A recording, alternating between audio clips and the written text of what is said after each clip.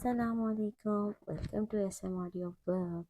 So let's dive into The Art of Letting Go by Nick Trenton.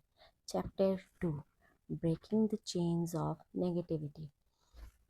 Human beings tend to be their own harshest critics, constantly berating themselves for their perceived shortcomings and mistakes. This chapter will explore the powerful concept of breaking the chains of negativity. By doing so, people can learn to let go of their inner critic and the negativity it breeds.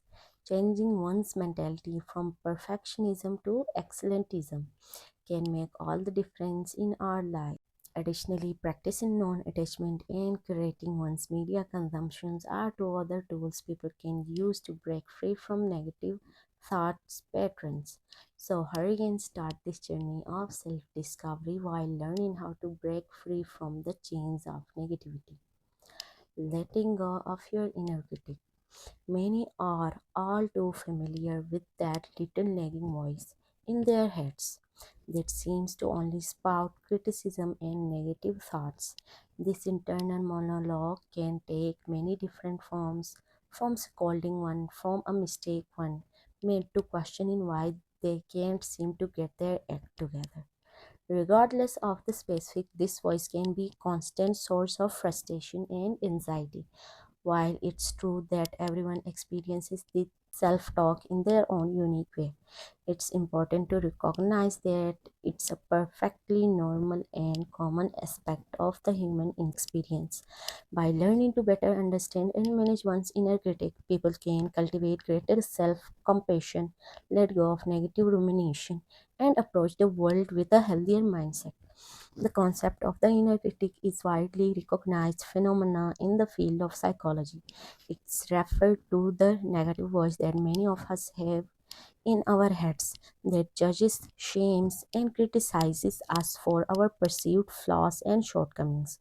This inner voice can be particularly loud during moments of vulnerability and can be a major barrier to personal growth and development. Cultural norms often reinforce the belief that feedback given in the form of criticism and guilt inducing comments will motivate behavior. However, the idea that negative reinforcement leads to positive change has been disputed by experts. When someone is criticized, the result can often lead to increased feelings of shame, fear, and resentment. Although it can give individuals a sense of control, these types of comments can lead to a negative cycle of self doubt and criticism. Even when people use these thoughts with themselves, it can further perpetuate their inner critic and leave them feeling stuck. It's important to recognize the detrimental effects of harsh criticism and instead strive for constructive feedback that leads to positive growth and development. Despite one's best effort, everyone has that little voice inside their heads that tells them they are not good enough, their inner critic. Feeling that one is not smart enough, not talented enough, not thin enough, not successful enough, and so on. The inner critic can be harsh and unforgiving, and it can hold people back from achieving their goal and living their best lives. Whether it's comparing themselves to others or feeling like an imposter, the inner critic can be a constant source of anxiety and self doubt. But the good news is that by recognizing and challenging one's inner critic, people can learn to silence it and live more comfortable and fulfilling life. When people receive communication from their brain that triggers feelings of shame and anxiety, their natural response is to avoid it. This avoidance may seem like a short term solution to ease one's discomfort and reduce anxiety. However, avoidant behavior does not lead to any positive change or motivation. Instead, it can manifest as procrastination, overreacting, excessively watching TV, or constantly checking your phone. These behaviors can even go as far as avoiding the source of what is causing them discomfort, such as people, places, or activities. The keys to moving past this avoidance cycle is to recognize it as a copying mechanism and to actively choose to engage with what makes us uncomfortable. Only then can people truly motivate themselves to change. Shame can be a debilitating feeling that can leave one feeling alone and disconnected from others. Even receiving message from others that shame, such as you are not good enough, can make people feel like they don't deserve to be a part of community. As social creatures, humans crave connections with others, but shame can physically make them want to withdraw and avoid interaction. This avoidance can lead to a vicious cycle of self criticism and further avoidance behavior, ultimately keeping them from taking care of themselves and finding comfort and motivation. This is exactly what happens when one's inner critic decides to put on one blast. Learning to recognize and address these feelings of shame and self criticism is essential for one's overall well being and ability to connect with others. One way to address the influence of the inner critic is to focus on the application of wisdom, strength, and love. This approach involves developing an awareness of the origins and impact of the inner critic and taking proactive steps to disengage from its negative influence. Wisdom refers to ability to recognize the difference between the voice of the inner critic and one's own true self. This involves developing the skills of mindfulness and learning to observe one's thoughts without judgment. Through the practice of mindfulness, people can learn to recognize when the inner critic is present and being to challenge its negative messages. Strength refers to the ability to stand up to the inner critic. This involves developing the capacity to recognize one's own strengths and accomplishments and to take pride in one's successes. By forcing on strengths, people can being to counteract the negative influence of the inner critic and build their self-esteem. Love refer to the ability to be kind and compassionate towards oneself. Even in the face of perceived flaws and shortcomings, this involves developing the practice of self compassion, treating oneself with the same kindness, caring, and understanding someone would offer to a good friend. By cultivating self compassion, people can begin to counteract the harsh and critical voice of inner critic and learn to accept themselves for who they are.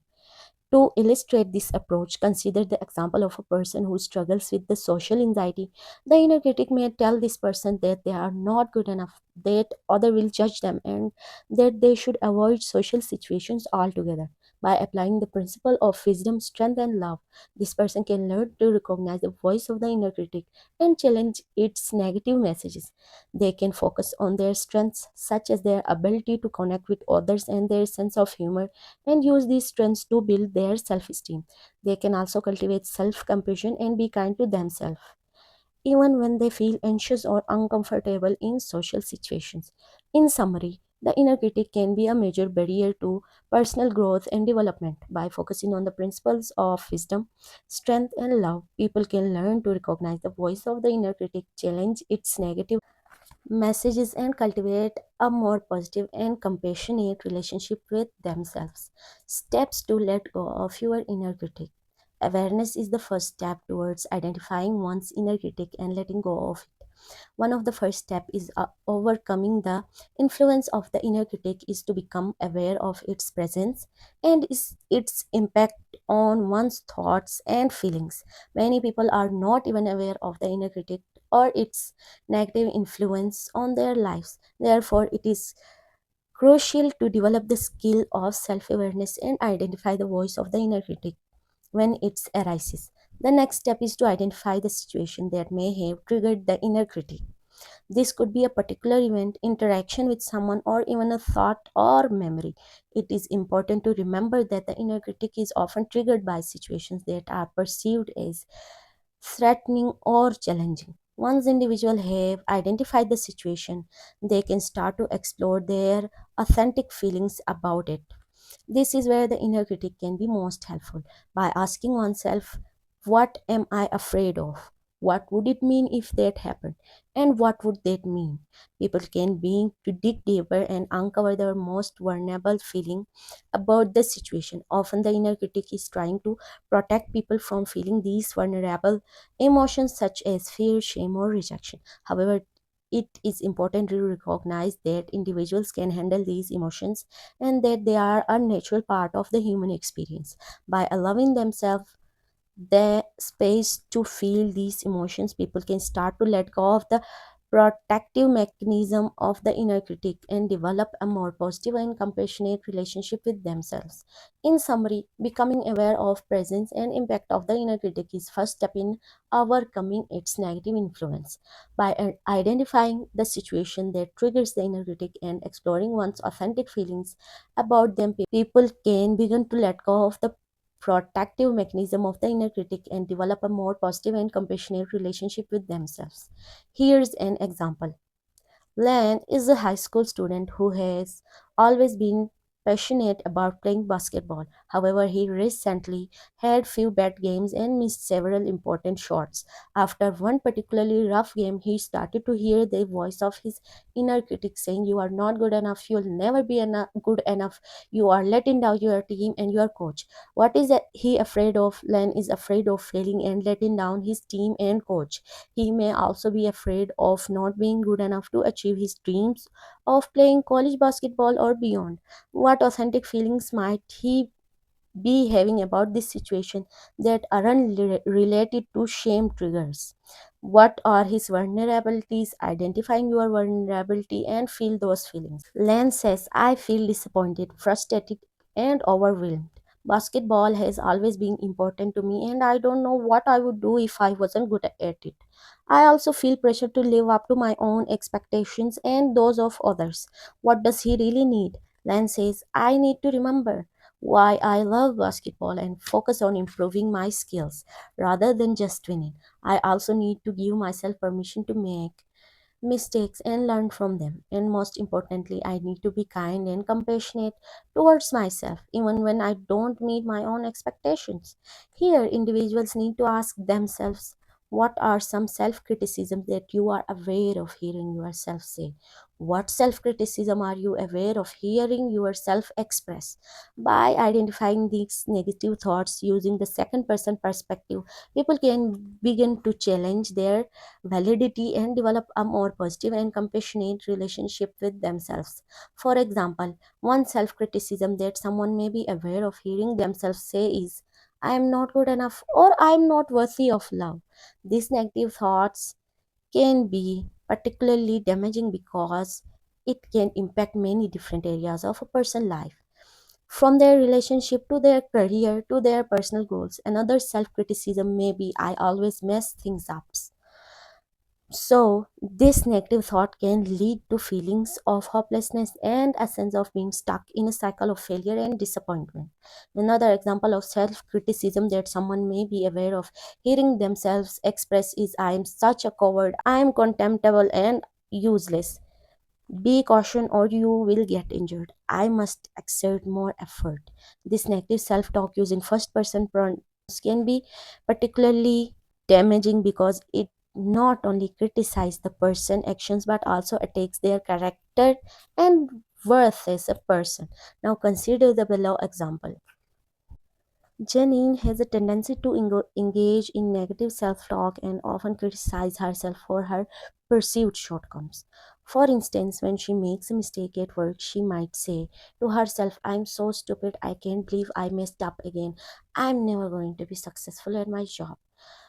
By using the second person perspective, Janine could reframe her self criticism into more compassionate and supportive self talk. For example, instead of saying, "I am so stupid," she could say, "You made a mistake, but everyone makes mistakes. It's okay not to be perfect." This way, Janine is speaking to herself in a kind of empathetic manner rather than being harsh and critical.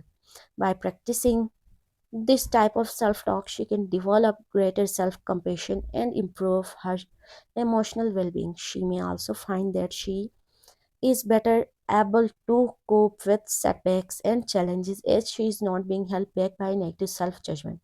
Next, individuals need to connect with that sentiment. Fear is a natural emotion that can be triggered by any number of scenarios, whether it's a fear of spiders, heights, or public speaking. There's always something that sends shivers down one's spine, but people seldom ever to consider what lies beyond the fear itself. When people experience fear or anxieties, it can often be accompanied by a host of other genuine emotions, such as sadness, frustration, or even anger. It's important to recognize these emotions as separate from any potential shame triggers, and they give oneself the space and understanding to work through them. By acknowledging and connecting with these emotions, people can better understand the root of their fears and take steps toward overcoming them and letting them go. Many people have a tendency to be self critical, often saying hurtful things to themselves, like, "You are such a coward" or "You are worthless." But how does it feel to hear those things? Take a moment to really tap into those emotions. What are you afraid of, and what authentic feelings are you experiencing that aren't related to shame triggers? It's important to recognize that there are opposing feelings as well and reaction to these self criticism. So, what do you say to that voice that tells you you are useless? It's time to start reframing those negative self talk patterns and instead focusing on more positive and uplifting thoughts. Hearing these self criticism may invoke negative emotions such as shame, guilt, or anger. By getting in touch with these feelings, someone can begin to explore what may be triggering their negative self talk. They may be afraid of feeling vulnerable or exposed, or they may fear the consequences of not living up to their own or other expectations. Some authentic feelings they may be having about their situation that aren't related to shame triggers may it include frustration, disappointment, or a sense of being overwhelmed. They may feel like they are not making progress towards their goals or that they are not living up to their potentials. Some opposite feelings may include self compassion, self acceptance, and self love. These feelings can be nurtured by focusing on positive affirmations and building a sense of self worth based on one's strength and accomplishments. Reactions to these opposite feelings may include feeling more motivated and inspired to take positive steps toward their goal. They may feel more confident in their abilities and more willing to take risks and try new things. When the voice says they are useless, they can respond by challenging their thought and replacing it with a more positive and affirming message. For example, they could say, "I am not useless, I have many strengths and accomplishments that make me a valuable person." Practicing positive self talk and affirmations, they can begin to shift their internal dialogues towards a more positive and compassionate voice. Express empathy for the inner critic's fear and out of control feelings. When people hear their inner critics start to criticize them or cause them to spiral into negative thought patterns, it's easy to get lost in those emotions. However, it's important to remember that the inner critic is often trying to protect them from past hurts and rejections. When individuals show empathy towards their inner critic, they can acknowledge its fears and out of control feelings without allowing them to take over. By saying things like, "I understand where you are coming from," or "I know you are doing this to protect me," people can separate themselves from the negative thoughts and shift their focus toward self compassion. Though it may take practice and patience, expressing empathy towards the inner critic can help people break free from those harmful thought patterns and move toward a more positive and confident mindset. When one expresses their reaction to their inner critic's negative self talk, they take an active step towards breaking free from its grip on their thoughts and emotions. By acknowledging that the critical voice is not helpful and requesting that it stop, they begin to take control of their inner dialogue. It is important to remind oneself that they will be okay and able to cope with whatever happens. This helps to counteract the fear and anxiety that the inner critic often instills.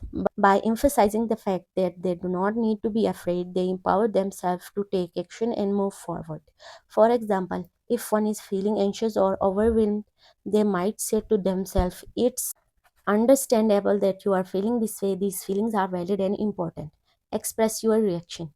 Finally, it is essential to recognize and address one's genuine needs. In this case, the need to feel connected to others. By reminding themselves of this need, they can focus their attention on building meaningful relationships and connection with others. This can help them feel less isolated and more supported, which can in turn reduce the power of inner critics. Negative self-talk. Consider the following example that illustrates all the steps of letting go of one's inner critic. Let's take the example of Jess, who has been struggling with anxiety and negative self talk from her inner critic. Jess often feels overwhelmed and nervous, and her inner critic tends to tell her that she is not good enough, that she will fail, and that she should avoid taking risks. To start, Jess becomes aware of her negative self talk and recognizes that it is coming from her inner critic. She began to pay attention to her thoughts and feelings, noticing when the critical voice starts to chime in. She also takes note of the situation of triggers that tend to set off her inner critics, such as social situations or work related tasks. Next, just take a moment to connect with her emotions and determine her genuine feelings towards these situations. She recognizes that her fear of failure is a big driver behind her inner critic's negative self talk. She also realizes that what she really needs is to feel more confident and supported rather than constantly questioning herself and doubting her abilities. With this in mind, Jess begins to speak to her inner critic using third person pronouns. She expresses empathy for her inner critic's fear and anxiety by saying something like, I know you are feeling scared and unsure right now, but I'm here to tell you that I'm okay. I'm capable of handling whatever comes my way. She then expresses her reaction to the negative self talk by saying something like, your critical voice is not helping me right now. It's preventing me from feeling confident and connected to others. I need you to stop talking to me this way. Finally, Jess reminds herself of what she truly needs by expressing herself. What I really need is to feel supported and connected to others. I don't have to be afraid of failing or making mistakes. I'm worthy of love and acceptance just as I am. By speaking to her inner critic in this way, Jessie is taking an active step towards breaking free from its grip on her thoughts and emotions. She is acknowledging her genuine needs and working to counteract the fear and anxiety that her inner critic tends to instill. Over time, with practice, Jess can learn to cultivate a more positive and supportive inner dialogue, one that helps her more confident, capable, and connected to others. Change perfectionism to excellentism. Individuals often find themselves stuck on a particular task or idea because of their perfectionist tendencies. Nobody is alone in experiencing this. Perfectionism can hold people back in many ways, but there's a healthy alternative, excellentism.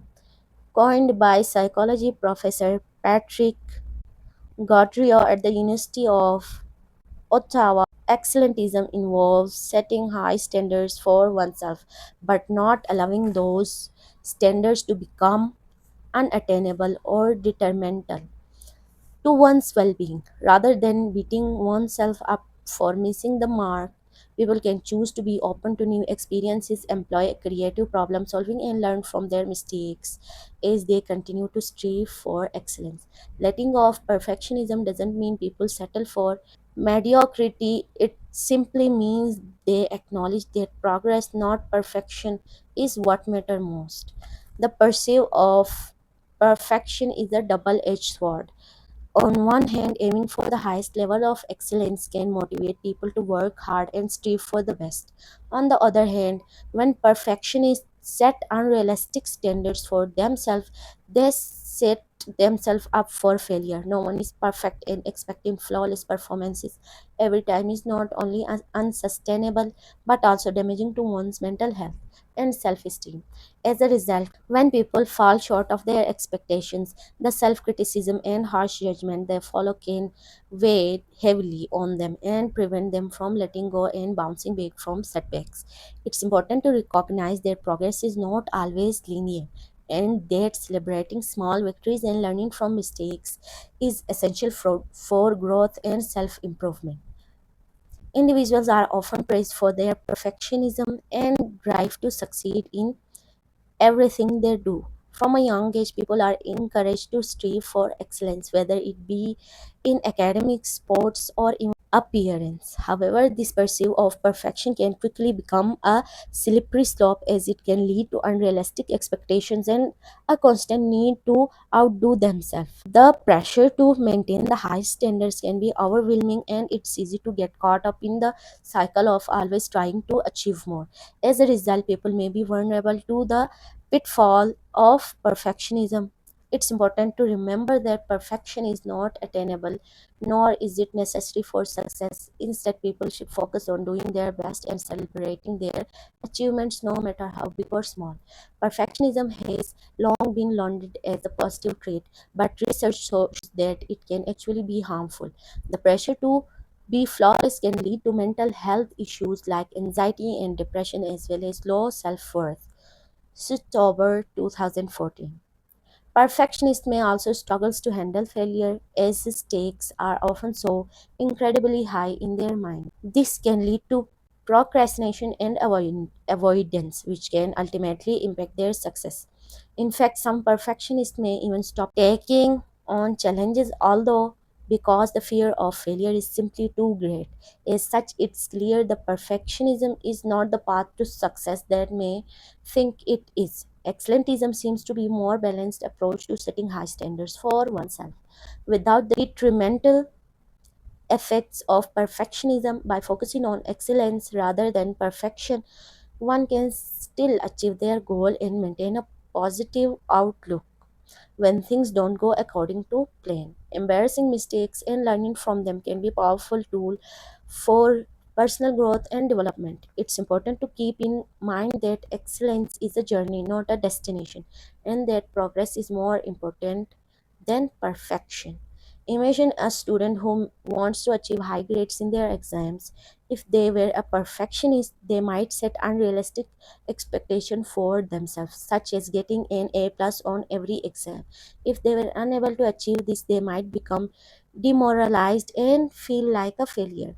On the other hand, if they were an excellentist, they would still set high standards for themselves, but they would recognize that getting a perfect score every time is unlikely. Instead, they should focus on doing their best, learning from their mistakes, and striving for improvement on their next exam. For example, if they got B on their first exam, instead of beating themselves up over it, they would use this as an opportunity to learn from their mistakes. They would analyze what went wrong, identify areas where they need to improve, and come up with a plan to do better next time. They would also acknowledge that getting a B is still a great achievement and a step towards excellence rather than a failure. In essence, excellentism is about focusing on the journey towards excellence rather than being fixated on a perfect outcome. It's about setting realistic expectations for oneself, striving for improvement, and embarrassing mistakes as opportunities for a growth. Being an excellentist can actually be good for one's mental health. It might sound counter-innovative, but individuals who strive for excellence often exhibit higher level of healthy anxiety, conscientiousness, and intrinsic motivation. Not only do they make greater progress on their life goals, but they also report higher levels of positive well-being. What's even more intriguing is that they don't suffer from the negative effects of perfectionism, commonly associated with high achievers such as burnout, procrastination, and depression. So perhaps it's worth striving for excellence after all. Excellentism acknowledges that there is a limit to how much effort people can put in before they start to experiencing diminishing returns. It recognizes that while hard work is essential, it's not enough on its own, and that quality matters just as much as quantity. Perfectionism can often lead people down the path of diminishing returns and even decreasing returns, where they become so fixated on achieving the perfect outcome that they lose sight of what's important. They can become less productive, less creative, and less fulfilled as a result. Excellentism, on the other hand, allows them to focus on doing their best while acknowledging that perfection is an unrealistic goal. By setting high standards for oneself and striving for excellence, people can achieve great things while also enjoying the journey along the way. They can learn from their mistakes, grow as individuals and creatives, and become more resilient in the face of challenges. Excellentism opens people up to new experiences and allows them to approach problems in unique and creative ways, which can lead to even greater success and satisfaction. In contrast, perfectionists can become so fixated on achieving the perfect outcomes that they lose sight of the bigger picture. They can become paralyzed by the fear of making mistakes or not living up to their own impossibly high standards. Overall, excellentism is a healthier and more sustainable approach to achieve success than perfectionism. By setting high but achievable standards, being open to new experiences and approaches, and investing sufficient effort without becoming overly fixated on perfection. People can operate within the zone of increasing returns and achieve their goals efficiently and creatively.